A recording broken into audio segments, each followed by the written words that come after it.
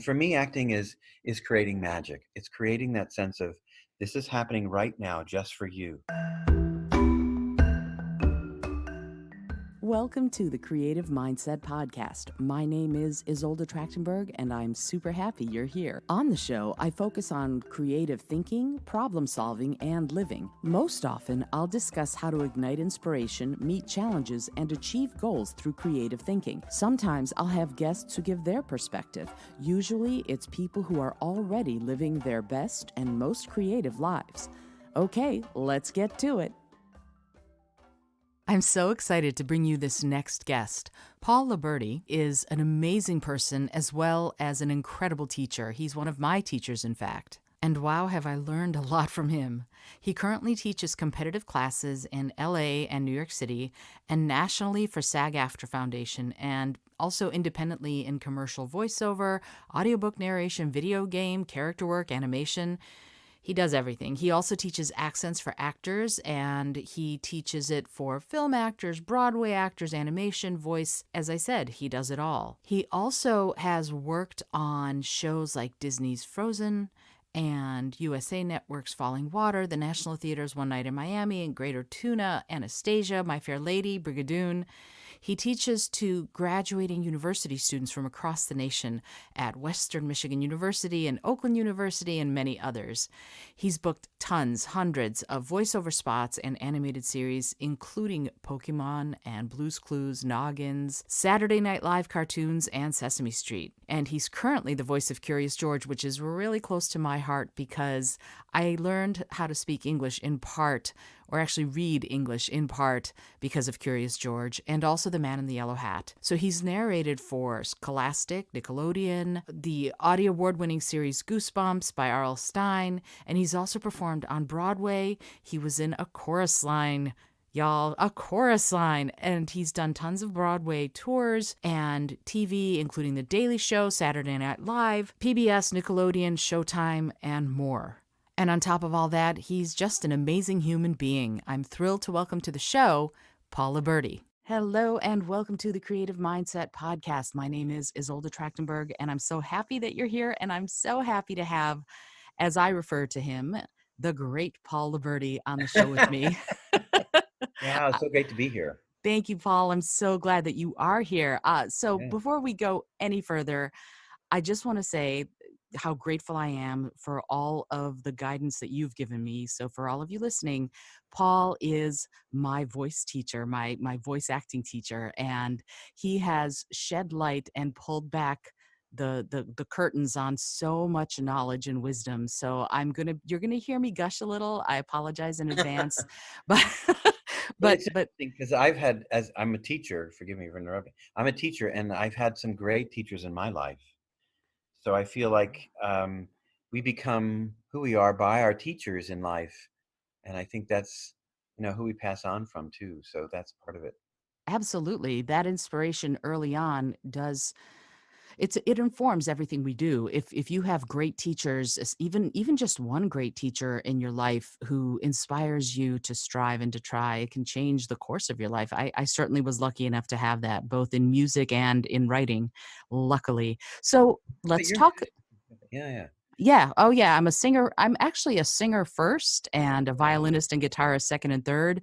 And That's then acting comes after that a little bit. But I love it all. So yeah.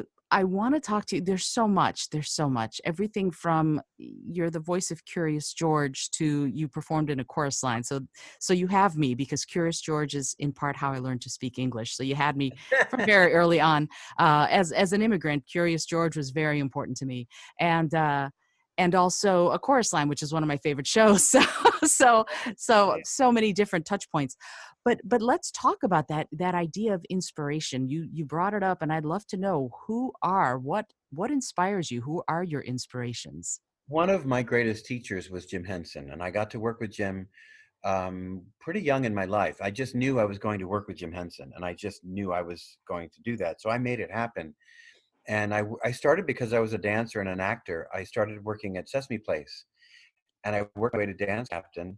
And Brian Henson was working there at the time. This was in the early 80s. And and Jim Henson lived not far from Langhorne, Pennsylvania, Sesame Place, and his family was there. So I got to know his family, and and so and Jane Henson became a friend of mine. I was touring with the Muppet Show on tour and the Muppet Babies Live, and Jim Henson, Jane said, "Why don't you come in and do some work with Jim?" So I said, "Absolutely." So I came in and I started doing some body puppet work for Jim, and he'd say, "Okay, how does this puppet move? And what do you need inside this puppet? Do you need a toggle on the back of the neck? And can you roll over? Does that distort you in there? Can you breathe in there?" And so I became kind of a go-to for Jim Henson to try out body puppets for large puppets on his TV shows, on his specials, on Sesame Street, and I workshopped a character called Baby Snuffleupagus, and it was really quite an exciting experience.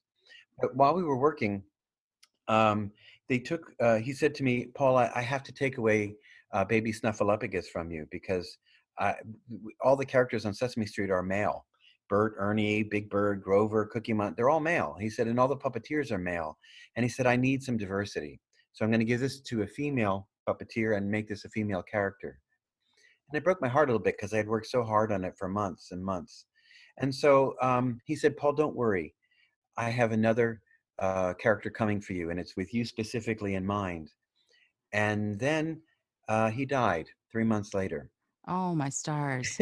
And it was the greatest gift he could have given me because um, at first I was upset about it, but then it began to become part of me. And to this day, occasionally I'll have a dream and it'll be Jim Henson, and this door will open. It'll say, "Come on in," and there'll be all these cool puppets and all kind of mechanism things and cameras, and he's like, "Come on in, here it is."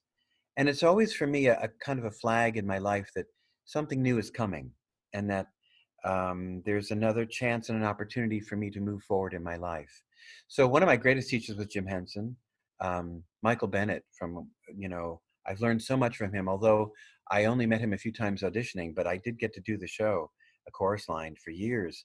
I worked with the people that were so close to him, Bjork Lee and um, Deborah Henry and Tommy Walsh, who was the original Bobby in A Chorus Line. I have his shoes and his hat from the finale in my apartment. And Wow. I began to assist them as a choreographer and as a dancer, which has been very exciting for me to keep that part of myself alive and not say, okay, I'm not a dancer anymore. I'm now something else. I still teach Pilates. I still teach dance. I teach at Equinox Fitness Clubs in New York City. And I only usually like to work for the best. I like to work, if I'm going to work, I'm going to work at the top. So I want to work, you know, doing my work at its best, at the best level. So I like working in the big leagues. So I have a great following at Equinox for about 26 years, Wow. and they still follow me. I still teach online now. I just started teaching again, which has really been great online. Oh, how wonderful. That's Yeah. terrific. I love the idea of that pivot that I'm reinventing myself and doing something a little bit different than I used to, and yet you're still striving. And I love what you just said about this idea of collaborative efforts building on one another. You want to work Mm. with the best, and in part that helps you become even better. Yes, truly, truly, truly. If I'm going to work and do a play, I'm going to do it on Broadway. I'm going to do it off Broadway if I have to. But I want to work at Playwrights Horizons. I want to work, and I focus my energy on that too. It working. I don't want to do regional theater anymore. I don't want to do small theaters. Not that I don't love that work. I want to focus my energy at going to the top. If that's where I can be, that's where I want to be. Absolutely. And Yeah. that those goals, that focus, it has helped you get where you are today, and it's one of the things that spurs you on. But Yes. before we go there, I want to take you back. I want to take you back to young Paul, little Okay. Paul, and Yeah. ask you what got you started. Like here you are today with all of these incredible things going on, but what made you decide that performing or acting or dancing, whatever it was that sparked you first, was it for you? What started it for you? Well, I knew in 1969 when I first saw Sesame Street and I saw Oscar the Grouch, I knew that I was going to be working and doing puppets. I knew that I was going to be a performer. And I just started immersing myself after watching that first episode of Sesame Street. I was in kindergarten. And I remember saying, I want to do this. This is magic to me. And I enjoyed that magic. And so I started doing puppet shows around the house and I started doing plays in the neighborhood. And it really sparked me to say, this is who I am. My sister was taking dance classes. I said, well, I'm going to be a dancer too then. And it was many years later, because my father wouldn't let me take dance classes, that I actually started dance lessons. And by the time I was 13, I had a fifth grade teacher who was an amazing man who was also an actor. And he saw that I had this inspiration to be an actor. And we had all gone to Radio City to see the movie 1776 and see the Rockettes. Mm. And I just fell in love with what I saw on that stage and what I saw on that screen, and musical theater just became who I was. And so I started pursuing that. And he said, there's an audition at McCarter Theater in Princeton, New Jersey. I was 12. Or he got me into local theater first. I was doing like local community theater in Trenton, New Jersey, and it was really good theater. And then I started working at college theater as a kid still. And then there was this audition when I was 13 for McCarter Theater to do a play with Herschel Bernardi. And I said, I'm going to apply. What the heck? And I got it. And it was called The Confirmation. It was written by Howard Ashman, who wrote A Little Shop of Horrors, Mm. and it was directed by Ken Frankel, and it was a and Michael Kahn was the producing director, and there I was at 13 years old doing a professional play at McCarter Theater. My parents are like, "Where are we driving you tonight? What is this?" They weren't theater parents. They weren't, stage parents at all. And Right. there I was working as an actor professionally. And I wasn't even in high school yet. And so it was very exciting. And I knew then that that was my life and that was what I was going to do. And, and I just started finding creative ways in my life to live. Music is part of who I am. I listen to music. I thank my mother for that. She just always had music around the house. And I just knew I had to play the piano. I saw my kindergarten teacher said to me one day, "That's a piano, don't touch it." So of course you tell me not to, I'm going to walk up to it. And I touched a key and this magic happened. And I went, oh my gosh, what is that? And then I touched another key and I heard this magic and I just said, I have to have a piano. So I begged my parents from the time I was 5 till the time I was 13 to get a piano, and they wouldn't. They said, you're going to get bored with it. We're not going to do that. So after I got this play at McCarter Theater, I took the money that I made from that play and I bought a piano, and I got piano lessons. And music has always been a part of my life. And every day I play the piano as my solace. I don't play professionally, I play for myself. I play Mhm. for my friends and people in my life. And it just inspires me every day to find music in everything that I do. And as an acting teacher, I'm always saying to my students, this is music. What we do as voice actors is music. It's melody, it's tempo, it's rhythm, it's pitch, and it's change of all of those that makes us interesting as a voice actor. So I'm always encouraging actors to find musicality in what they do and not just words, speaking words that have flat musicality, but that they have melody that's interesting, that sounds like you're engaged emotionally in a relationship. So that's what always inspires me truly all my Oh, life, music. that's incredible. I love that. As a musician myself, I'm thinking, wow, yes, we can look at it as a conversation, like a fugue or a cantata, Yes, and yeah. really, those layers are really quite something. How Yeah, we speak, how we make room for each other. Yeah, you can listen to a composer and think, oh, that's kind of cacophonous. That's not really. But think about an argument where two people are shouting over each other. That can be pretty yeah, cacophonous too. So it's fascinating that you have developed this way of looking at acting, and its body movement also. I mean, there's so much of it that is musically that touches on music or is musically oriented. I remember I studied theater movement with Barry Goldman. I don't know if you know who he is, but okay. he's great. He's a wonderful man, and he we never moved, even just walking, without music playing in classroom. Never. So there was always he would always play music, and we would have to move to that music, and it wasn't specifically dance. It was movement for actors, but music played a huge role there too. So I love that two of these great teachers in my life have both found that connection. So You notice that whenever I teach a class, you walk into my room, music is playing. You exit my class, music is playing. It just changes us. yeah, Yeah. absolutely, Yeah. absolutely, and I always love your playlists. So one of these days, I'm gonna like snag all of them so that I can have those playlists. They're terrific. Yeah. So I wanna ask you something that I wanna get a little philosophical for a second because we're deep in the depths of this creative thought process, and I'd love to Yeah. know from you, what is acting? What is an actor? What is acting? What is that to you? What a great question.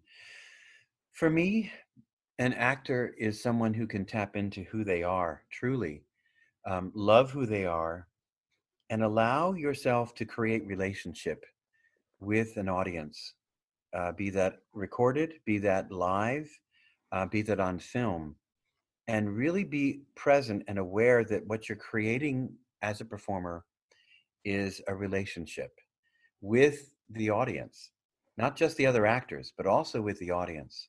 When I go to theater, I feel like the whole experience is not happening on the stage, it's not happening in the audience.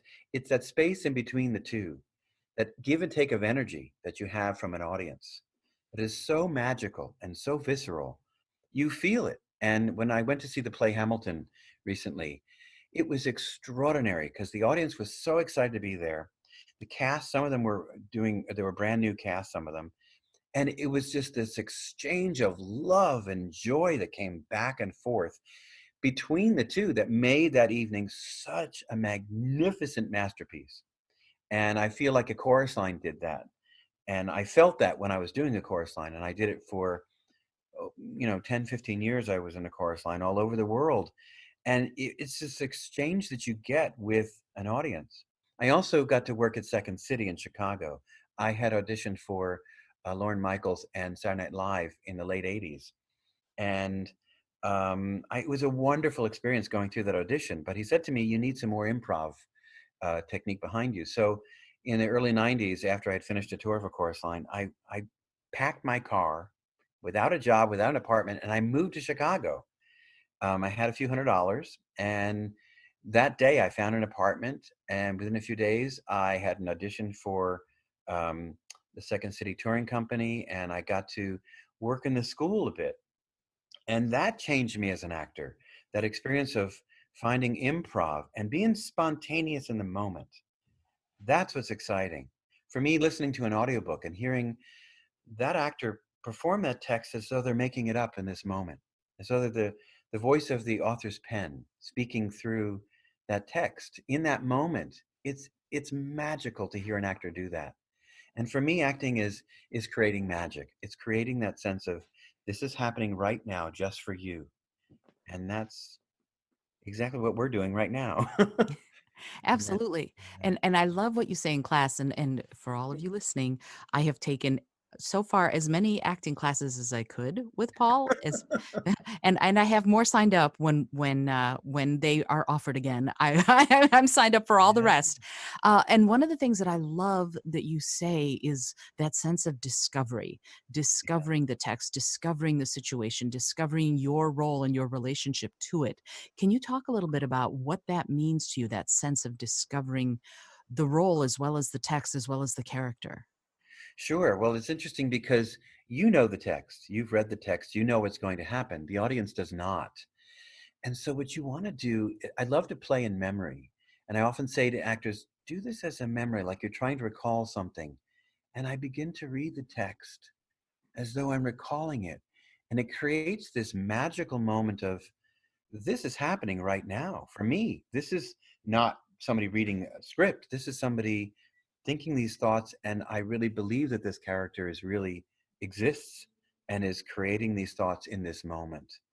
And that is our job as actors, is to take someone else's text and bring it to life as your own thoughts, as your own thought process, as your own imagination. And I love that you didn't call me a voice acting teacher. You call me an acting teacher, because I consider myself an acting teacher. And it just so happens that I teach voice acting mostly these days. And I really find that by approaching it to teach an actor to find themselves head, heart, and body is so important, because most actors, they'll learn their lines, they learn their motivation, and okay, okay, I'm ready, and that's your head.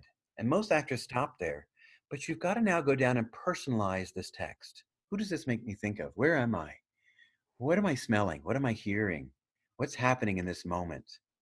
And when you do a commercial copy, or you do a script or a narration script, or e-learning, from that place, who am I teaching? Who am I talking to specifically in my life? Once I personalize that work, it's untouchable. You can direct an actor around it, but it's so specific to that actor in that moment. It's magic, and that's what acting is for me. It's creating magical moments of life, of being present in this moment, truly.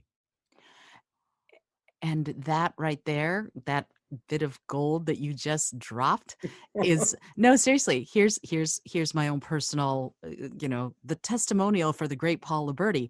So I started, I do voiceovers myself and voice acting, um and I've started incorporating that into every audition, especially, interestingly, the e-learning ones, and it has changed how many bookings I get like crazy. I love So that.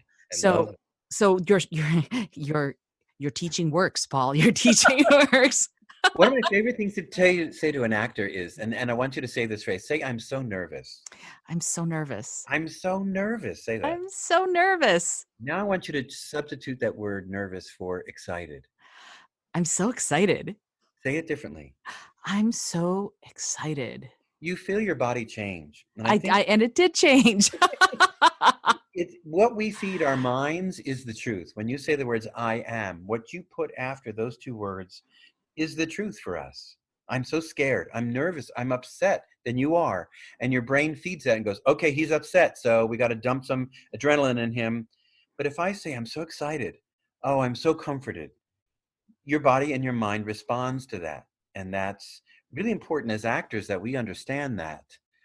That because when you're an actor and you're lying and you're not really coming from a place of truth, we know it and we hear it right away. So it's important that you're coming from a place of honesty, of saying, this is who I am. I love who I am. And I'm so happy to be doing this work. It's so simple. And I love this. And those are the words. Those are the Paul Liberti words.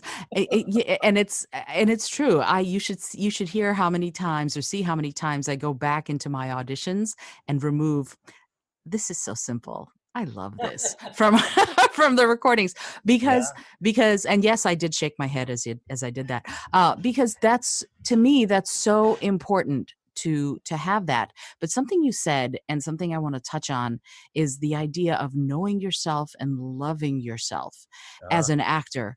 Uh, that means that there needs to be some level of self-knowledge and really, I'm going to just go there and say it, and mental health, in order yeah. to be able to fully immerse yourself in this, really, it's magical work and it's healing work. And I know that you've mentioned before in class, see, I've got the inside scoop here a little bit. You've mentioned before in class how there have been times when you've been working with actors and you've said, I'm not sure you're ready yet to be an actor, because I think you need to do some personal growth. And Oh, truly. how is that for you when you realize that an actor is either too scared or too nervous or doesn't know themselves well enough to really go into the depths of doing this work? First of all, how do you recognize that? And then what do you do to help them get to that place? It's interesting because many actors are should be there, but there's been a few times in my life as a teacher when I've had an actor come in who's a very talented actor, but they have so much chaos and stuff that they haven't dealt with. Mhm. So when I talk to them about, you know, who do you love and who are you thinking about right now? And they'll turn to me and say, I'm not thinking of anyone because I don't love anybody. And Wow. then yeah, and I'll have them say that, and I'll say, Okay. So, I'll say later privately to them, we need to do some work here because relationships are about kindness, they're about compromise, and they're about love. And it's important that you are able to have a relationship. And if you haven't healed a lot of the relationships in your life, for many of us, that goes back to our parents and our families. If you haven't dealt with those, then going into the work as an actor is going to play a mind game on you. When you get casting directors saying things to you that are negative, or you perceive them as negative, it's going to hurt you. And going through the audition process can be a daunting one for somebody who's healthy mentally. But if you're unhealthy, you're going to strike out at your agent. You're going to be angry. Why didn't I book this? This is not fair. And how do you do it? You have to be able to reconcile the relationships in your life first. And then you're available to help someone else. It's like being on an airplane when they say the mask will come down, but you've got to put it on yourself first before you can put it on your child. The same thing is true, I think, in life. You've got to be able to take care of yourself so that you can take care of others. Otherwise, you're not able to help anybody, truly. Absolutely. And I remember in class you asked the question that has made me really think, who are you trying to heal with this text, with this copy, with these words? And that to me is so powerful. How do you approach that frame of mind, I guess, of healing as an actor? Well, it's interesting because most voiceover coaches would look at me cross-eyed if they heard someone say that. And it's interesting that I think as commercial actors, we're talking about headaches and heartaches and financial woes. We are healers as commercial actors. We have to see ourselves that way. And I often say, who in your life are you healing? Who does the script make you think of? It's about a bank, but it's really about my sister. I remember when I was trying to get my car and she needed this from me. And so when you say your sister's name and you see her eyes and you go into that text, there's a healing quality that happens between that relationship between you and your sister or whoever it is you choose, but also inside yourself. And it's a beautiful experience to hear an actor do that. I think that's why we give Oscars and Emmys and Tony Awards to actors, because they tap into that. And voice actors tend to go with the sound of their voice. Here's how I sound. That's not interesting. No one cares how you sound. We care how you connect to the listener. Right. And um, when I started teaching audiobook narration, and I work for Audible and I work for Author Direct Audio, directing authors in their audiobooks, I started to ask them, who are you reading the book to? And my narrators would say, oh, that's an interesting question. Well, who would you read the story to? Who would be interested in hearing the story in your life? Say their name, see their eyes, talk to them, and make them pull back a little bit because it's the author's story, not their own, but they are still present. And then I ask them, who are you healing telling this story? Hmm. Because every book you've ever read and every story you've ever read, every movie you've ever loved and watched more than once has healed you in some way. It's allowed you to be who you are, um, and you identify yourself in that storytelling. So I think healing is a part of all of our work as actors. I know as comedians, like your husband, the work he does is healing to make someone laugh. I mean, there's nothing more healing than laughter, or to make someone touch their heart, or make them feel a sense of joy, or even sorrow. It just is. It's very healing for us to do that. Now, if I'm not a healthy person mentally, and I begin to tap into that, it's going to hurt me. So I have to make sure that as an actor, I'm ready to do that, and I'm in a space where I feel healthy enough that I can play characters that might say things I wouldn't say, or I can play an evil character who might do something that is um, that is that is evil, that is mean, that is maybe not a healthy thing for that character to do.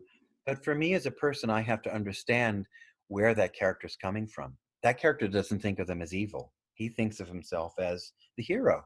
He's righting a wrong in his thought, and rather than thinking that, oh, this is a mean, angry, evil person, I play it from a place of, this is someone who's hurting. This is someone who's misguided, and they're lost in their misguidedness. And so, as a healthy actor mentally, I'm able to do that. And I think my actors need to be that as well. I love everything you just said, and I have so many questions. Yeah. It's actually interesting because you mentioned Rich, my husband, and one of the things that he has done over the years, he's a clown and a comedian, and he's done hospital clowning where they go in to the pediatric oncology ward and they work and at entertaining these kids, so that they Yeah. bring laughter and smiles to people who are otherwise really hurting and suffering. So this idea of healing through comedy, through acting, through performing, it's visceral. It comes through so brilliantly. And he talks about how he had to create his clown character over decades. It didn't come easily as far as really fleshing it out and developing it so that he could be mature enough to do it. And I wanted to talk with you about that idea of creating a character for a role, for the commercial. I'd love to talk about what your process is for creating a character. It could be an animation character Oh, or a wow. character on stage. What Yeah. do you do, and how could you, and this is the big one, how could you apply that process, that method to regular life? Oh, that's wonderful. What great questions.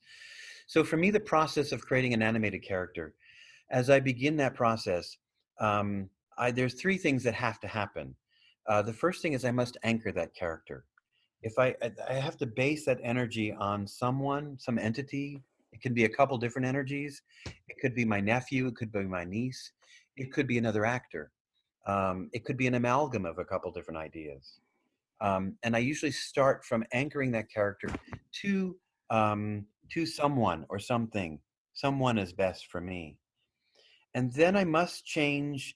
Um, so if I'm going to play a character, if I have to change placements, so I go into different placements wherever they are, yeah, so I can actually uh, let me sound different than I actually sound. And by putting on different accents, I can sound like another person who thinks very differently than I do. And I must change placements, which sometimes can mean changing accents as well. But where that sound appears to be coming from, it can come up here from just between my eyes, and I feel it up here, or it's down in that lower part of my chest or my gut.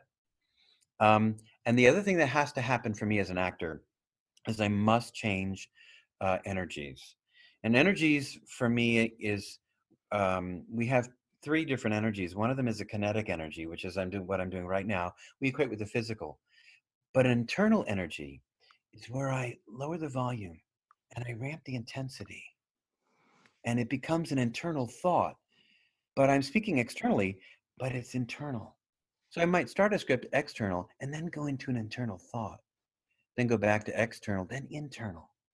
And it draws you into that performance in animation, in voiceover, in commercial work, in audiobooks, especially with audiobook narrators, because it's such long text. If I just talk like this for the entire book, it's dreadful. But occasionally the volume isn't that much difference. But if I begin to think the text, To Kill a Mockingbird by Harper Lee is different than To Kill a Mockingbird by Harper Lee. You think the thought and you go into internal energy and an external energy. And by changing those energies, it brings you into a performance so quickly, and that my process as a voice actor has sharpened me as an actor on camera, on stage, to work faster to get to that character. Because as voice actors, we have very little time to rehearse. Often, as a video game actor, I'm given a script and reading the lines for the first time as I'm saying them. They don't allow me to see them because of social media. People tweet out the scripts. So we Oh, have to be able to do that process while we're seeing those lines for the first time. While we're doing ADR, I'm also Six Voices on Pokemon. I was one of the original cast. Um, when you're seeing those lines, you're also thinking in your mind, how do I match this lip flap? Okay, and I've got to now, okay, got to watch the screen, and I'm getting this line for the first time, and I'm going into character. There's so much to think about. You're hearing beats in your head where you begin to speak, and ADR is a little tricky. So you're replacing the dialogue, is what ADR is, and you want to still stay present in those thoughts and still change energies, still anchor that character so it doesn't drift away. You don't just start in a southern accent because that's going to just kind of fade away. But if I base my accent on my uncle Tibby, because I can hear him in my head. You know what I'm saying? So that accent's going to stick. It's not going to drift away. And it's important that you really anchor, change your energies, change your placement. Even if it's just brightening that sound forward in your mouth. Those three things have to happen for me as a voice actor and as an actor. Wow, that was a masterclass in acting in 3 Yeah. minutes. That was amazing. And so to get to the second part of that, and I love what you said about changing energies and going from external to internal. What I've noticed as I'm practicing it more and more, because I have a feeling this is something I'm going to be practicing for the rest of my life, and not just as an actor, but as a professional speaker and Yeah. as a teacher. What's interesting about that internal external energy is what causes the shift, and how well you have to know yourself to shift from internal to external or external to internal. Something has to change in your mindset, in your body, in your heart. What do you attribute that to when you're deep in a character and you're making that happen? What is happening to make that shift occur? I invite people in my life into my work. So as I'm working, I specifically know that I'm speaking, when you say to an actor, who are you talking to? A lot of voiceover coaches, who are you talking to? Well, you can't put somebody's face in front of your face and talk to them because we don't talk to somebody that way. But all I have to do is say somebody's name. I can say my mother's first name or my father or even my cat, and it brings an energy and a joy to you that opens you up in a different way. So it's a matter of just who am I speaking about in this scene, Mhm. and just say their name, see their eyes, and it brings you to a new place of energy that's just infinitely interesting, and that's what makes an actor interesting. And what's fascinating about what you just said is that it's immediate. It seems like Yeah, it is right in front of you. So if yeah. I were going to ask you the second part of my very long ago question, how would you apply that to real life? How would you apply that Ah, to your life and to the life of an accountant or a lawyer yeah. or a teacher? Oh, I love that. Well, it's interesting because I tell my actors, you're an actor 24 hours a day. You're an actor when you wake up, you're an actor when you go to sleep. And everything you do living a creative life feeds your creativity. You're always being inspired. I look at a sunset, I look at a color, I look at and I'm already imagining what that is to me and absorbing that into me and making that part of my process as a performer and as a creative thinker, as a writer, as a dancer, as a musician. And I'm inspired by what I see and the nature that I find. I find that the closer I get to nature, the more I can absorb um, into myself um, true and honest inspiration for what I do. And I think um, one of my favorite words is the word empathy. And it's often that I see people and I begin to empathize with them. And sometimes I know that this person might not be healed. And if they bumped into me and I turn at them and I might want to yell at them, I have to understand that where they're coming from is not the same place I'm coming from. Sure. So I have to see the people around me as people in their own process, people in their own sense of spiritual development. And some of them are not as evolved as others might be, and Mhm. might not even be as evolved as I am. And so being an actor has allowed me to see that, to really have empathy for people in my life, people around me, and to be inspired by everybody I meet and everybody I see. I'm listening to their accent. I'm being inspired by their thought process, and it feeds me to want to help them in some ways by helping to absorb their thought process into my own when I'm creating character. So it's all a healing process, truly. I think it is, and it's also a connection process. It's a way for us to connect, even if we're not actively "hello, how are youing" to people. It's Yeah. it's a way of connecting with the other beings that share the planet, and it's interesting. I call myself a shameless eavesdropper Which I am. I'm not only a people watcher, but I am blessed with a really good memory, so I can remember entire conversations. And when I'm out and about, and Yeah. I actually have, I'm going to be publishing a book called Overheard, of all the crazy, amazing, inspiring, ridiculous things I've overheard while wandering the streets of New York, and before that, the streets of Washington D.C. Because these are other people's lives that we get to touch so briefly, and we don't you don't know their story, but boy, is it fascinating to see, to have the curtain pulled back just a little, because I Yeah. do believe, we're all storytellers. So every character, every person has their own story, and like you said, they are the hero of their own story. So if you're developing a character, how do you develop the story of that character for yourself or someone you're teaching? How do you help them find that sort of that arc, if you will, of the journey they're going to go on? We play the game what if, and we play the game of, who does the script make you think of? And well, what if you were this? And what if you had to do that? And it begins to open the actor up to say, okay, well, I can be that.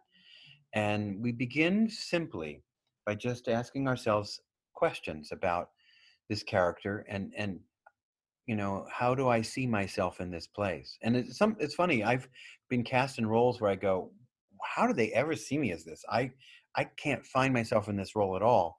And within a few weeks, I'm going, this was written for me.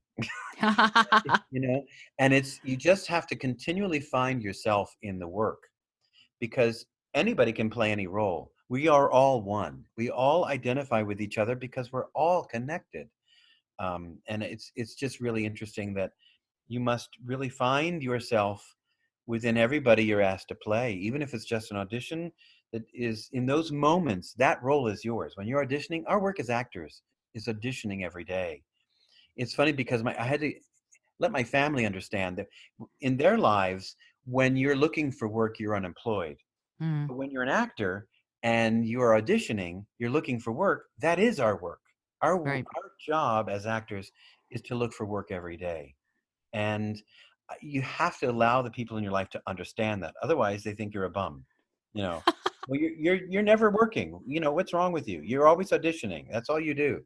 And you have to explain to them and help them understand how it is you see life and how it is you live a creative life, because it is different than the average person who goes to a financial job and works with numbers all day and then comes home and goes to sleep and wakes up, looks at their phone, eats food, goes back. We as creative thinkers and as creative livers have to introspect quite often, and we have to look inside ourselves and look inside others, and sometimes we're surprised at what we see, and what we find there can also be very rewarding as well, truly.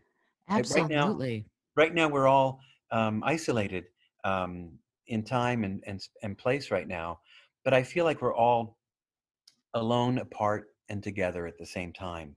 I feel connected to so many people in so many ways because we might be apart right now, but we're also together too, which I love.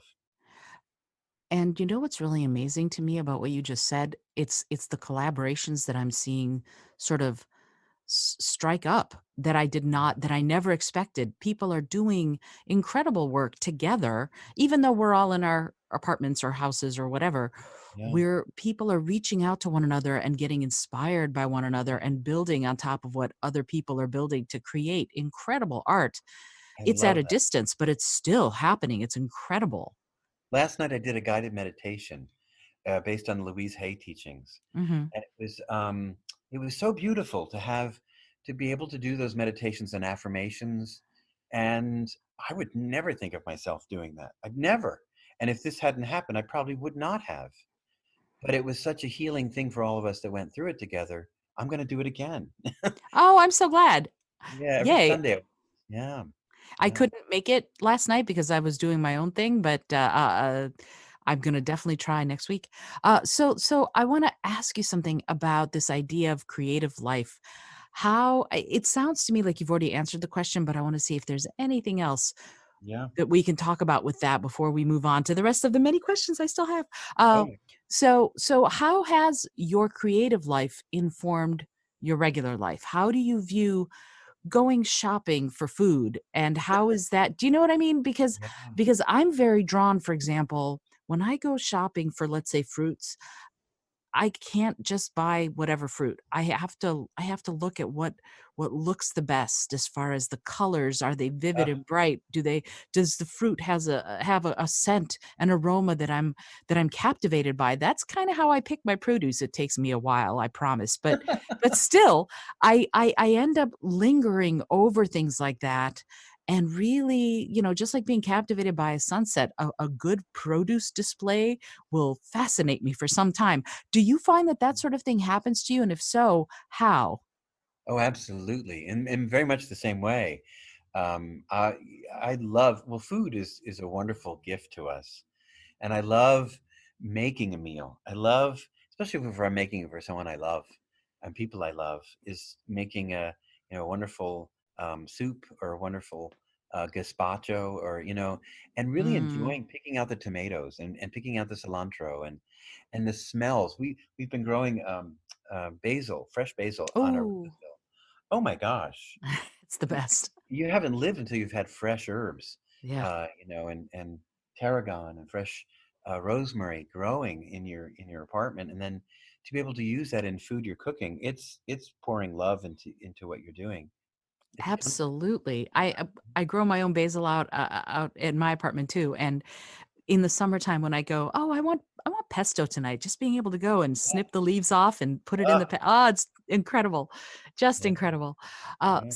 So within that framework, when you are working to cook for people you love, to sort of present a good solid meal, what what inspires you to do it? Is it just because it's food and you wanna share it, or is there a deeper meaning that, because I have a thing that you, again, I keep coming back to class, but it was such a wealth of experience for me. One of the greatest gifts you gave me as a teacher is the physical motion of bringing your hands towards your heart and then giving with your hands towards who you're talking to. And Mm, that motion of giving has informed pretty much everything I'm doing now. But that idea, it actually is like presenting a beautiful gazpacho, or beautiful, I don't know, spaghetti and marinara sauce or something that you have created yourself to someone you love. That feeling of sharing really pervades what I see as your work. Does that characterize what you're it's doing? How interesting. do you feel about that? Maybe it's being Italian, I don't know, but I always am saying to actors to give of yourself. Open your Mhm. heart and let it flow. And many actors hold back and they're afraid to give of themselves because they feel that if if they give everything, they won't have anything left for themselves. And Mm. just the opposite is true. The more you give and the more love that you give out, the stronger you are. And that's true with the people that were your guardians in life, whoever your parents were, or whoever took care of you growing up. Think back to all that they did for you. It didn't make them weaker in your eyes, it made them stronger. And I think as people, the more we give, the stronger we are. And I love to make great food for my friends and family because, and I I dare say I'm vegetarian and I'm often vegan, but I really love that fruits and vegetables just make you Mm. feel so good, and nuts and seeds, and having a handful of raw almonds, just you feel so good by eating great food. So I love finding creative ways to make food I love taste even better by mixing them together. Ah, that's fabulous. Yay. I'm coming to your house. Oh, please, please, this is all over. You're coming over. Absolutely. So yeah, and if you're willing to make the trek to Brooklyn, we'll have you, over. Absolutely. Yeah. I So often go into people's kitchens and just start cooking. you are absolutely welcome. So, because and there will be plenty of fresh fruit and vegetables in the house since Rich and I are both vegans. So Oh, so I want to ask you something. I want to switch tracks just a little bit.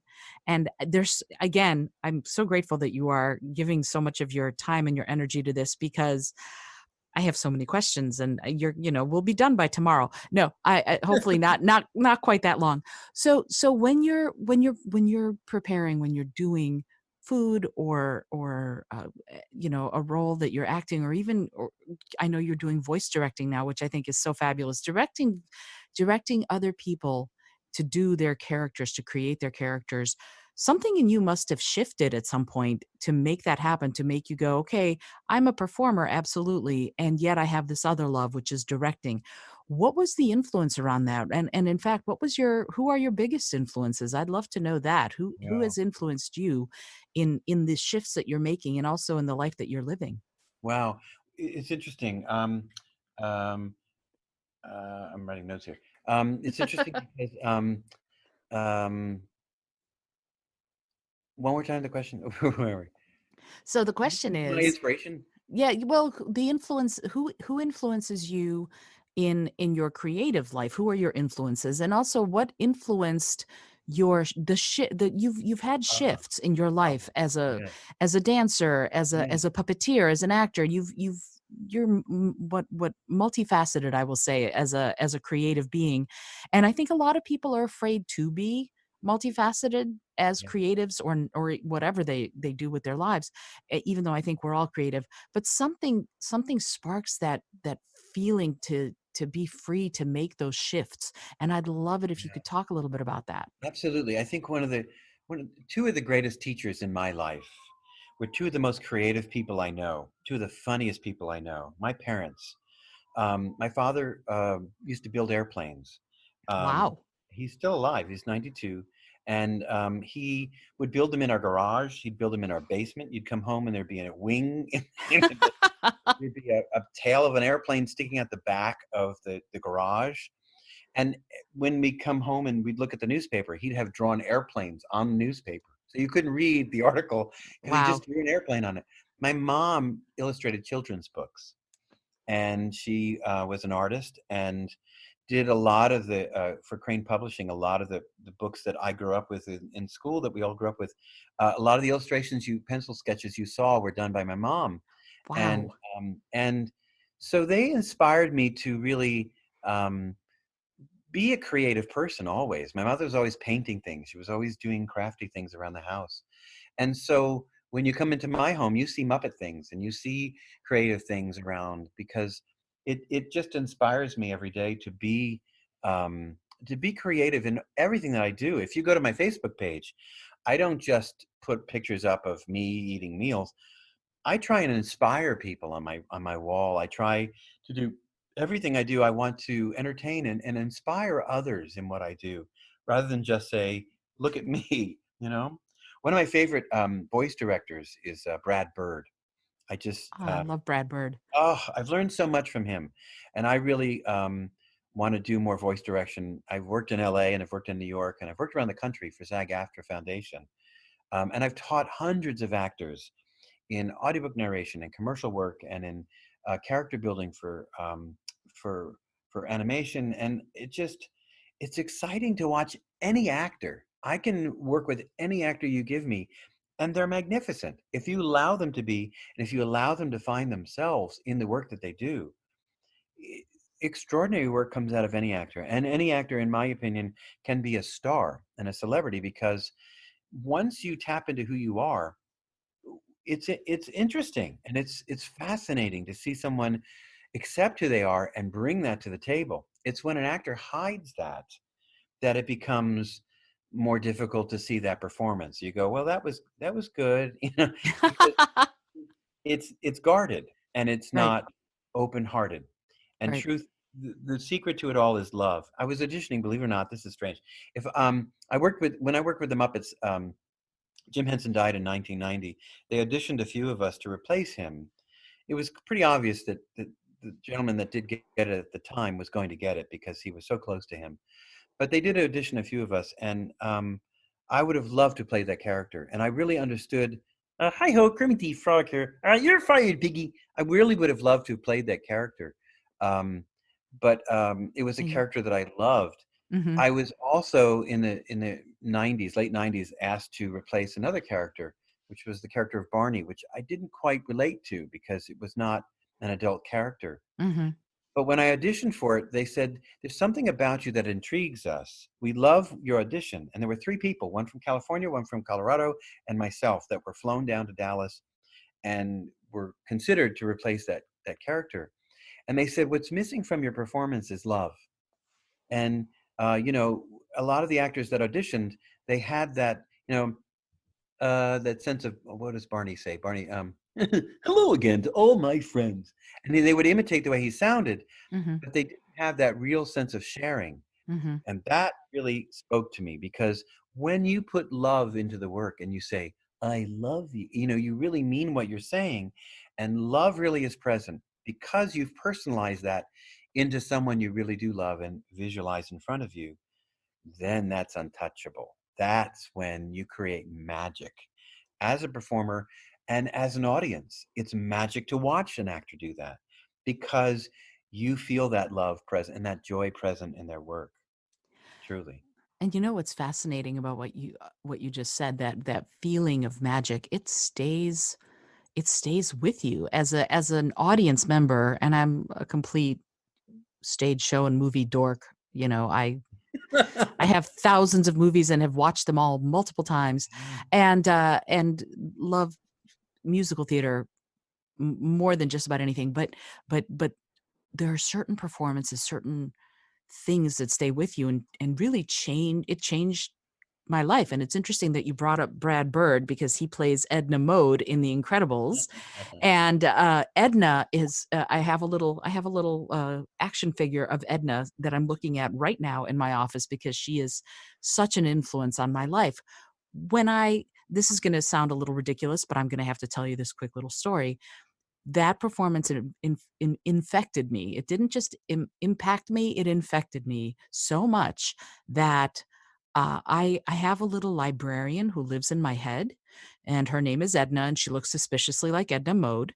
And she is the person, the character that I have developed who is my librarian. She keeps track of all the things that I would otherwise forget. If I need to remember something, I don't rack my brain anymore to try and remember it. I ask Edna, who lives inside my subconscious, to bring it to me. And I say, Edna, can you remember who played such and such character in such and such movie from 1934? And then I stop thinking about it. And sure enough, within 5 minutes, I remember because Edna brings it to me. So his character, he wrote the movie too, but his character and the way he did her impacted me to the point that now she lives inside my head. So so it's really true. As an audience member, you can have that exchange happen to such a great extent that it changes you, and it can change both of you, I think, as the performer and as the audience, to the point where nothing is ever the same Yeah. again.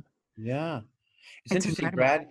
Brad Birdhead was doing the film The Incredibles, and he kept auditioning women to play Edna, and he couldn't find anybody to play it. Mhm. So somebody said, "Why don't you just play it?" Because he kept doing it for them and saying, "This is kind of what I want." And so once he embraced being the performer, he suddenly, that role just blossomed. And here he was, a director wanting to direct animation and be creative on that end of it, but also was performing. And he is a wonderful performer too. So also remember Iron Giant. Absolutely. Oh, what a great inspirational piece of animation. It's a wonderful film. If you're looking for something to see again and again, that's a wonderful film to watch. And it's also his first. And it is terrific. It makes me cry several times Yes. during that movie. It really does. Yeah, So it's wonderful. so I wanna ask you, as a creative, as a performer, if you if you could do any artistic project right now, if you could take on anything, what would it be? And also, if you could talk about what you have coming up that you can talk about, I would love to know more about what your aspirations are. Oh, that's interesting. As a performer, I love doing video game work. I love doing animation, and I really love working out of LA, because some of the work that comes out of there is different than what we get in New York City. Um, I love playing dark characters. Um, I got a chance to work with the Transformers and to play some of those really big, loud characters. And when you will learn to really work great mic technique, you can do anything. Wow. And you can create this illusion that you're this big, giant stone. And it's if I could, I would work in doing animation and commercial work all day long. That was what I did for years. And then when there was a shift in union usage of commercials, it kind of changed for me a little bit. But I still love doing that work so much. Uh-huh. Working on camera is a little less interesting to me because you have less control over your performance. A lot of what you do gets edited out. Mhm. I'm a Stepford husband in the movie The Stepford Wives, and my scene was kind of cut way down, and I had a moment where I was a big entrance scene, and it was all cut down. But being a stage performer, I would love to do more stage work. That's Mm. exciting. But for me, I really love the process of working with actors. I just really, it's so exciting to me to see an actor understand a role and grab the reins of a role and take charge of it. Going from, I don't know what to do with this, to suddenly going, I have this, I know where I'm going. And it can happen so quickly. As long as you help an actor open up, that process is exciting to me. Doing voice direction and animation is really my goal. And I really love doing it. But also working with actors in class. I have always, as a dancer, even when I was doing chorus work, I was always the dance captain. I was always watching everybody else and learning everybody else's parts. And the director would say, well, he's got to be the dance captain. He's got to be the equity deputy because he's learning everything. Because I want to work with dancers. I want to work with actors. I want to see them do the best work they can do. That excites me. And I love that process of helping them do that. I love that you love it because so many of us have learned from you because of no, because you're such a giving teacher. And I wanna actually shift focus yet again because we're gonna do a few more questions and then I know you have a life to live. So Yes. how do you prepare? When you're ready to teach or when you're ready to perform, what's your Uh-huh. process of preparing physically, mentally, spiritually to go out there and do the work? Well, this is a bit of a secret. Most people that take class with me don't realize that before I teach any class, be it a Pilates class, be it a dance class, or an acting class, I actually do some meditation before I begin. And I actually work from my favorite is Julia Cameron. She wrote The Ah, Artist's Way, love that book. and she also wrote a beautiful book, which you're going to love too, called Prayers to the Great Creator. And it speaks to the creative God within us all. It doesn't speak of any religion specifically, and it has wonderful quotes and it has wonderful, a paragraph of something to meditate on and to think Mhm. about. And I live in New Jersey, and I take a 15-minute bus ride into the city before I teach. And on my way in, I usually open my Kindle and I usually read a page or two of Julia Cameron, and I allow myself to remember that I'm a vessel, believe it or not, of God, and that I'm a vessel of a divine source, whatever that is, Mhm. and that I need to be present in that class for my students and not to bring my issues of the day and not to bring my stuff into the room and dump that on the students. That would be unfair. I want to be present for those actors there. There are times when I've been late to a class or something's happened, and my mind goes into chaos. And I've got to unwind from that quickly because otherwise I bring that into the room and it's not fair. So it's important that I'm always available and open to any student I'm teaching. And I have to remind myself, this is not my class. I'm not here for me. I'm here for the students. It is their class. Mm. And I find that's true with yoga. I find that's true with any fitness class or dance class. If the teacher's there to watch themselves in the mirror, it's a really empty experience. But if they're there to really see the students grow and learn and get excited by that, one of my favorite teachers was a gentleman named Luigi, and he was one of my first dance teachers. And he got so excited watching us all take his movement and making it our own. And he'd go, yeah, come on, give me more. This is beautiful. And he would teach us as dancers to work from the inside out, not from the outside in. So it was always, what am I saying here? I'm going to make a step. I drop my head, I lift my eyes, say something with your eyes. And he'd do that as a dancer in a combination. Mm. And that changed me as a performer to really think that everything is internalized first and then we externalize the internal. as a dancer, as a musician, as an actor, if you don't include that internalization, it's pretty empty work, and it's just flat. It's just lines, and it's just thoughts rather than feelings, because that's what we tap into as performers, as people. It's feelings. Absolutely. And it's presence, it's being immediate, being present as if it's never happened before. And it's discovery from both you and the person you're speaking with or Yes. performing for, Mhm. which I just love. And you know what I find, because yes, I did warm up before this chat that we're having.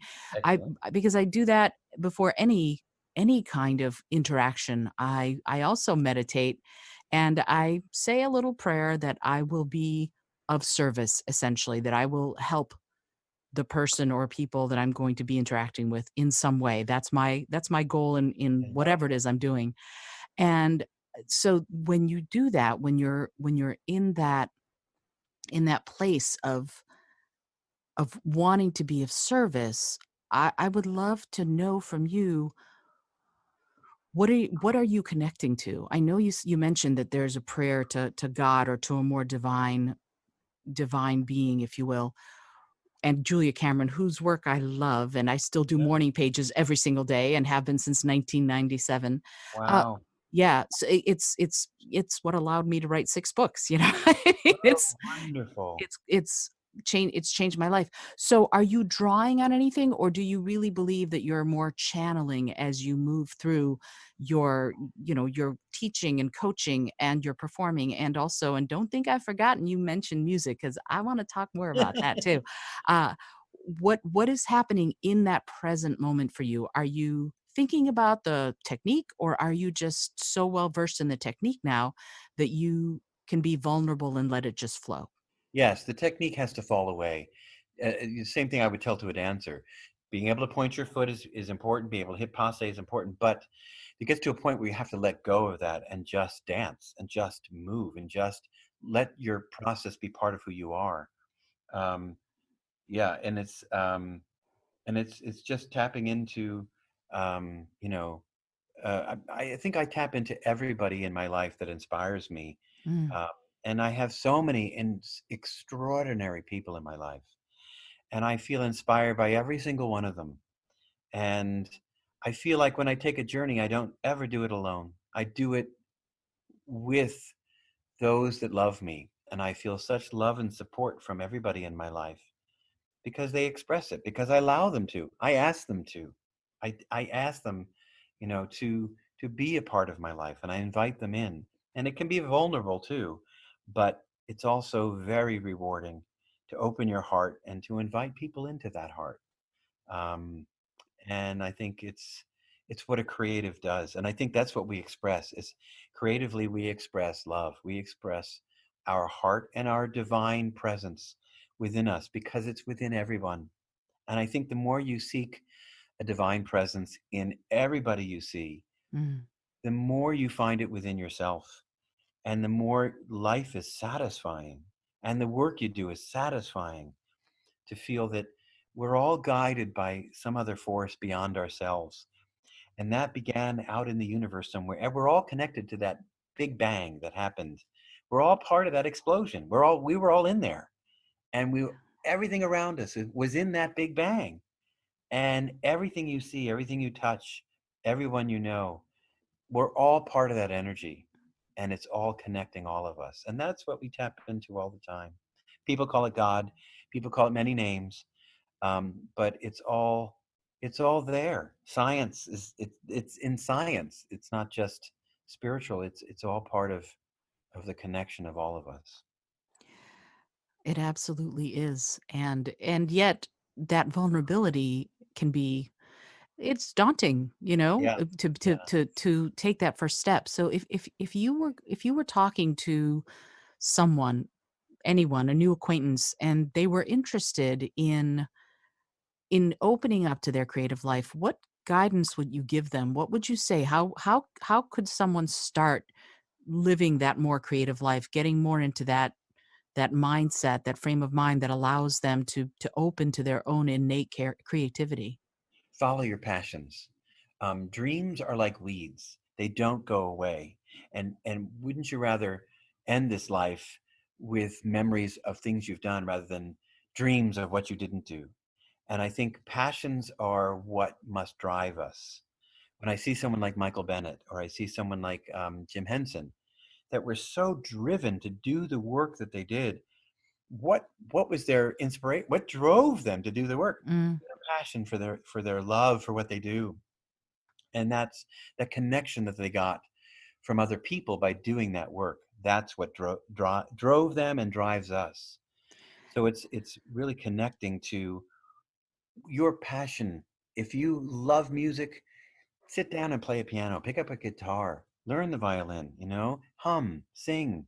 Even if you don't think you're very good, it doesn't matter. It matters that you express yourself, and you're probably better than you think. And you know what? Even if you're not better than you think, the whole point of this is that it's not a pick it up today and stop tomorrow. Yeah. It's a begin today. And one of my favorite moments in Julia Cameron's The Artist's Way, she's talking to a friend of hers, and he's always wanted to learn how to play the piano. And she says, "Well, why don't you start?" And he goes, "Do you have any idea how old I'll be before I'm any good at the piano?" And she goes, "Yeah, exactly the same age you'll be if you never strike a key. So you might Yeah. as well, you know?" And I just love that change, that one little paragraph changed my life. Absolutely, why not start? And it's funny, you mentioned Jim Henson, and I don't know if you know, but you must know that he went to the University of Maryland, and that Rich, my husband, actually worked for the Parks and Rec service, Wow. and for the county, for PG County, and when he was a teenager, and they found, and this is the tragedy of this, is that he had his puppets. Jim Henson had his puppets in storage, and Rich didn't realize what he was seeing, Oh and they my. got thrown away. Original Jim Henson puppets. It Yeah. might have been some of the Salmon Friends puppets that he used back in DC many, many years ago. Yeah, it might have been, but they were in storage because at one point, Jim Henson had been working for Parks and Rec in the school systems, and working doing puppetry and things like that. So, Wow. so Rich got he's like, "I got to see them," but he was 16 at the time, so he didn't have any power to go, "I'll take them off your hands." Oh But, my. but Wow. there's also, you if you've never been, I encourage you to take a trip down to College Park, Maryland, to the University of Maryland campus, and sit on the bench of the Yep. Jim Henson statue. Yes. I've always wanted to do that. I've never done that. I will do that. Oh, it's But I I've always wanted to do that. I'll have to put up a picture of me sitting communing with Jim Henson on that bench in the show notes, because there is something, it's Jim and it's Kermit, and it's made in such a way that you can just go sit right between them, essentially. And it's so there's something immediately inspiring about that spot. So when we can travel again, I highly encourage you, Paul, go and And the just, you know. Smithsonian has Kermit, and it has several. It has Ernie, and it has Oscar. So the Smithsonian Institute in DC is wonderful to go to too. I was teaching down there, and the Oh, first things I did was I said, I'm going to Smithsonian and see the Muppets. So I went down there and saw the Muppets that they had at the Smithsonian. Their Prairie Dawn was there. It was great. oh, that's Yeah. so wonderful. I love it. I love it. And the Smithsonian has a lot of cultural touchstones for many of us, I'm sure. And it Can you allows, imagine again, our that Can you imagine, Isolde, our life without the arts? no. Arts are what make us human. Arts and living creatively are what keep us human. Otherwise everything is just technical. But arts is what makes us who we are. And you know what you said just now? I want to add on to that because I agree and then some. Arts make us human, but they also inspire us on that technical front. The flip phone, the cellular phone, was invented because the person was a Star Trek fan and remembered the Yeah. communicators. So that creative inspiration on the technical front also exists. And as long as we keep, because somebody said the other day, here we are, we're in lockdown and quarantine, and what are people doing? They're turning to the arts. They're turning to television shows and animation and movies and making music and listening to music. They're turning to the arts. In times of stress and trouble, we we always do. We always turn back towards that spark of I'll call it the divine spark of creativity, because I think it is. And there's Yeah. something about it that's so powerful, no matter what the art is. If it speaks to you, like you said a minute ago, if it's your passion, it's going to ignite you, and it's going to make you reach for something you never even thought was possible, which I think is incredible. Yeah. I We're I all able to do things we never thought we could. Ah, yes. Okay. I love that you said that, because I will be very honest and say that I have tried. I know that you're a wonderful pianist, and I know that I have tried.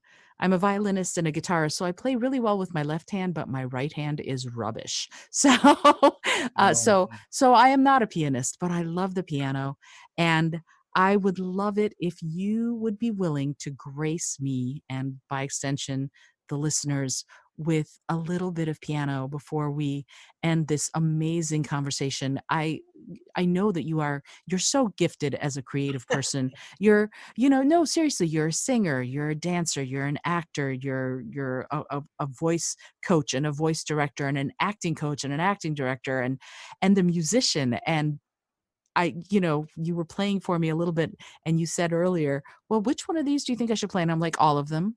That's fine, whichever one you want, but really all of them. I would be completely content with having, because music is, as you said earlier, music is a language all its own, and it's a universal language. I don't know anyone who wouldn't hear La Claire de la Lune or Moonlight Sonata or a Brandenburg Concerto or Sarah Vaughan singing, who would not yeah. be moved by it. There's something so incredibly vulnerable and magical about it. So would you be willing to do that? Would you be willing to grace me with a little I'd bit of your love piano? to. I would. Oh, yay! I don't know how much time you have. Hopefully, you'll edit this down. I have all the time in the world. No, seriously, because first of all, I get to talk to one of my inspirations, yay, and I get to listen to you play music, double yay. So I am at your command, where Okay. however long you want to play, Oh I'm my just gosh. gonna I'm just gonna listen. It's gonna be delightful, and I Okay. and I can guarantee you, the many thousands of listeners that I have will also just sit. We're not driving right now, so probably they won't stop their cars because they're not in cars. But that's the beauty of sharing music, is that you can just relax, close your eyes, and be part of the experience.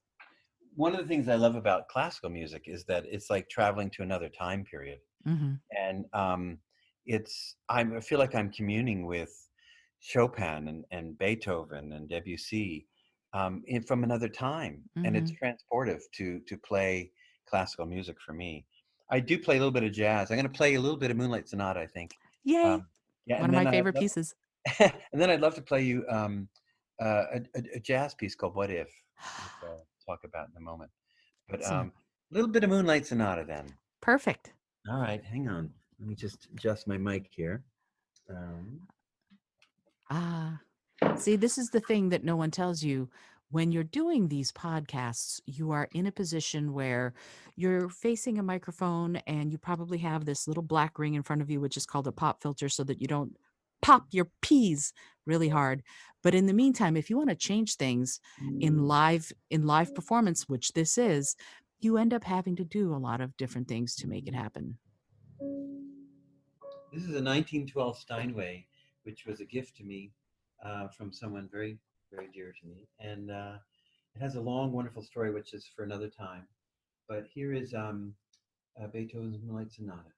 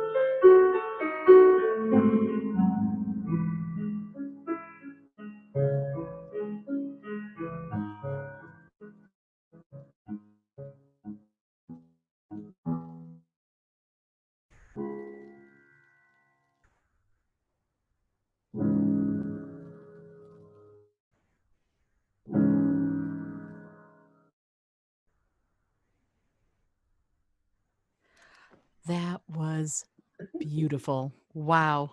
Thank you so much. That's one of my favorite pieces of music, and Uh, also my sister's, and she will cry when she hears someone playing it that beautifully. Thank you. wow. Thank you for letting me do that. That was amazing. That was Oh, fun. Can I play yeah. a little bit of a jazz piece? Do you mind? I not only do I not mind, I'm excited to hear it. This is going to be so much fun. You can always Go edit for it. this out. The name of this piece is called "What If." It's by Ken Elkinson. I love him, and it's based on two simple chords, and the two major seventh chords, E flat major and D flat major, with a ninth, and it's asking what if, what if, what if, which are my two of my favorite words in the English language.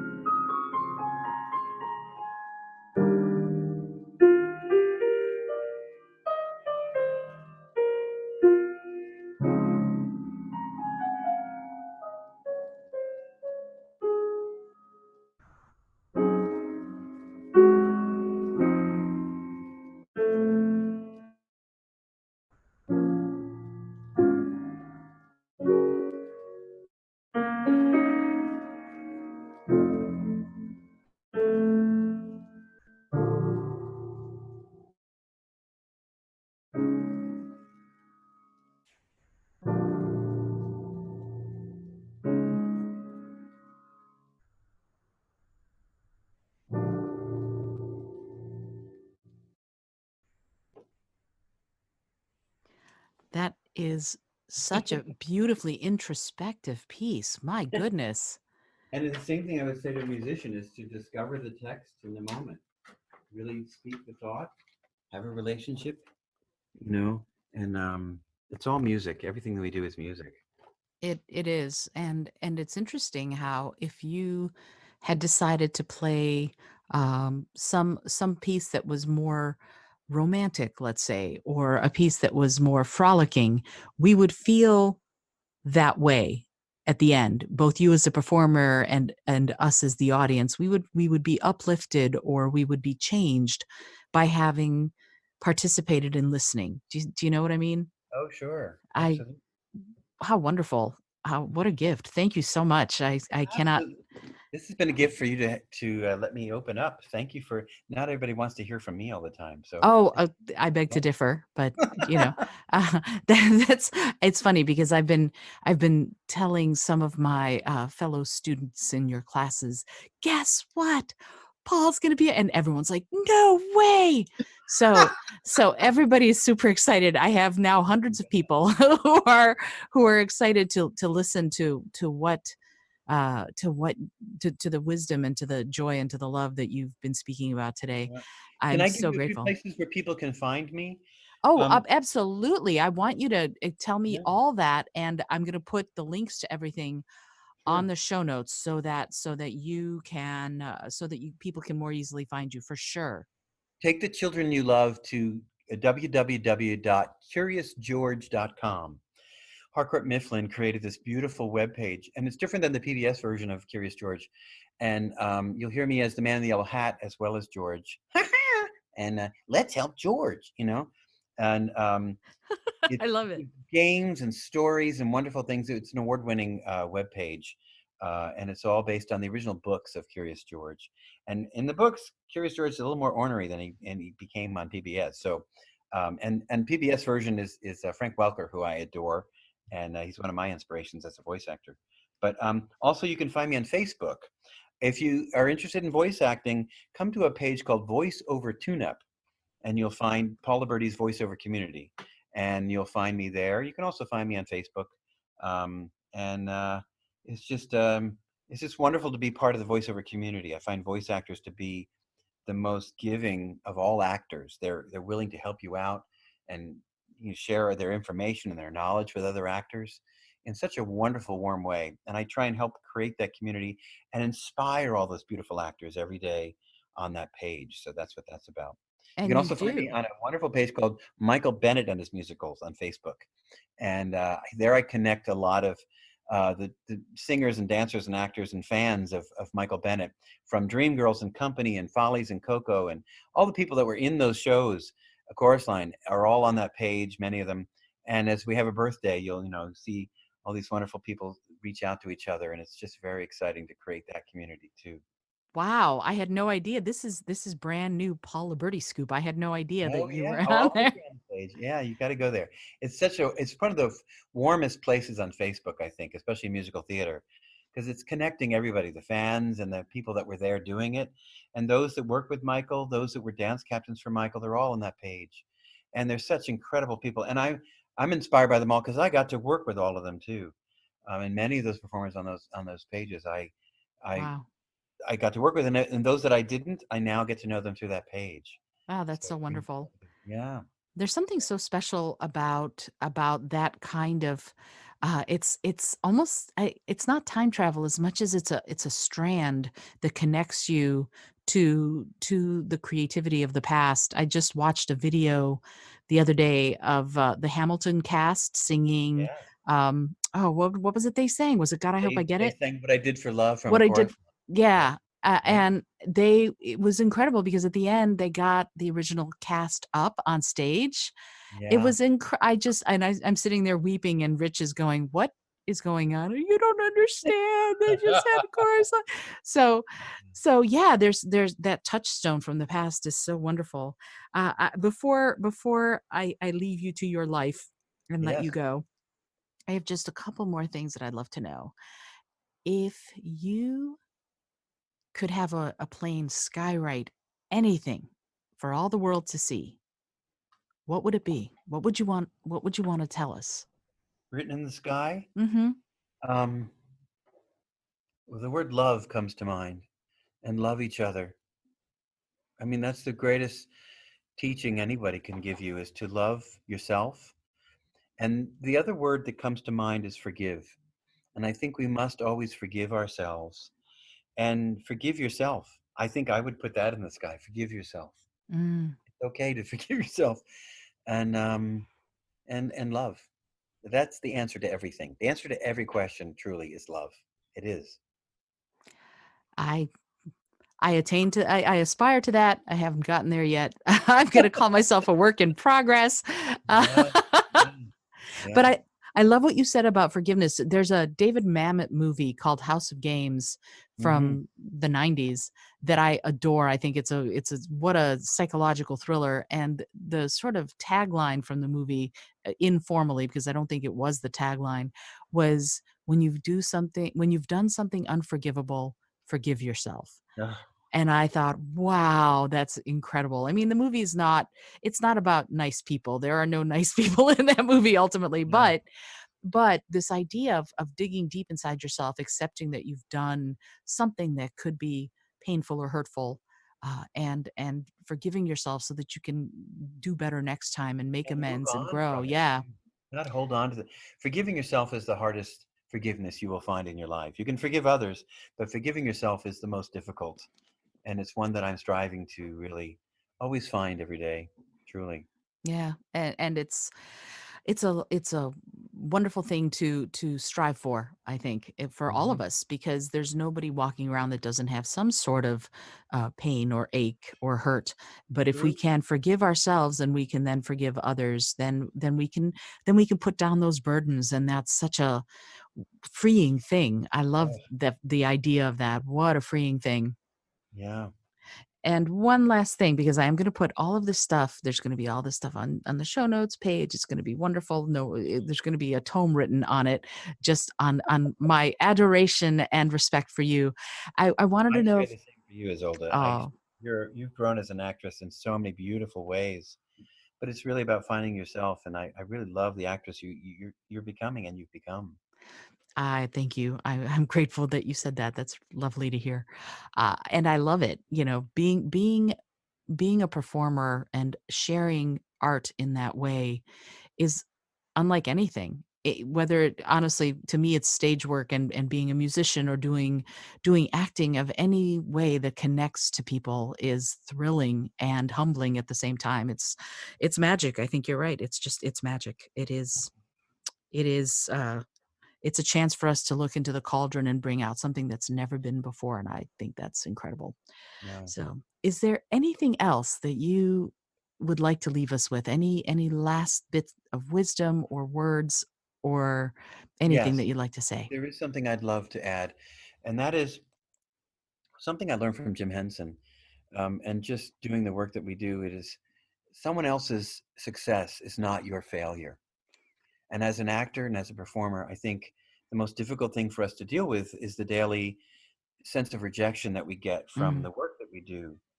And when you're seeing other people around you succeeding, especially with social media, it can be hurtful too to think mhm. that why is this person succeeding and I'm not? Someone else's success is also your success. So it's important to understand that as you see others succeed, it doesn't mean you failed. It means you succeeded too. And it proves to you that there's an opportunity for you to succeed as well. And that's the mind shift that we must make, is that there's opportunity around for us around every corner, every moment. And we must always look for that and seek that. And we will see the world in a different and beautiful, beautiful way. Ah, that's so wonderful. I love this idea you just brought over from the depths of your soul, which I think is great. Is to be open to it, to be open Yeah. because it's there and it's full of possibility, which I just love. I cannot thank you enough, Paul. This has been Thank you. Oh, so yeah. wonderful. And Yeah. and and I hope that at some point you'll be willing to put up with more of my questions and come back on the show. I would love to. Are you kidding? If you'll put up with my piano playing, I'll Oh, come. I will celebrate your piano playing. Are you kidding?